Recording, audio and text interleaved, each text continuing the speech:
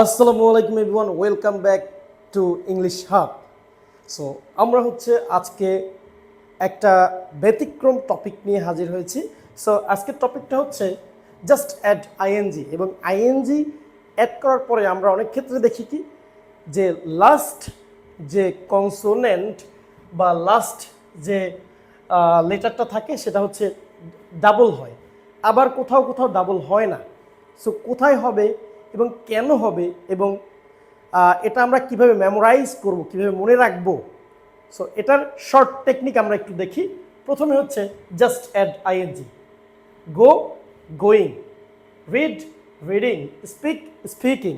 So এটা হচ্ছে normal, যে এইগুলো হচ্ছে আমরা সবাই জানি, বাট কখন হচ্ছে এগুলো ডাবল হবে আমরা জাস্ট ওয়ান শর্ট টেকনিক মনে রাখবো, যে এটার নাম দিয়েছি আমরা সিবিসি টার্ম।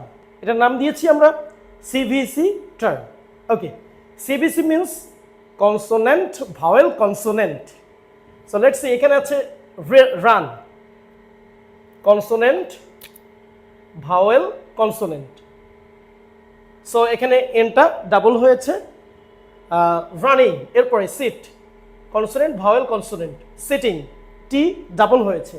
এরপরে গেট, গেটিং, টি ডাবল হয়েছে because of consonant vowel consonant. এটা আমাদের মনে রাখার শর্ট টেকনিক হচ্ছে কি সিবিসি টার্ম। এরপরে stop, consonant vowel consonant. Okay, stopping, plan, এখানে প্ল্যানিং, এনটা ডাবল হবে।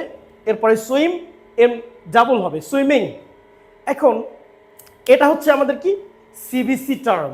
তাহলে এটা আমরা একদম টেকনিক্যালি মনে রাখবো কি CBC term, consonant vowel consonant. And the next step, যে কোথায় ডাবল হবে না।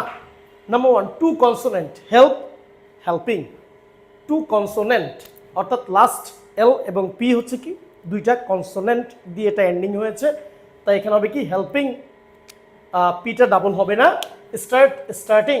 নাম্বার টু, টু ভাওয়েল অর্থাৎ লাস্ট যে লেটারটা তার আগে দুইটা ভাওয়েল আছে, বয়েলিং ও আই।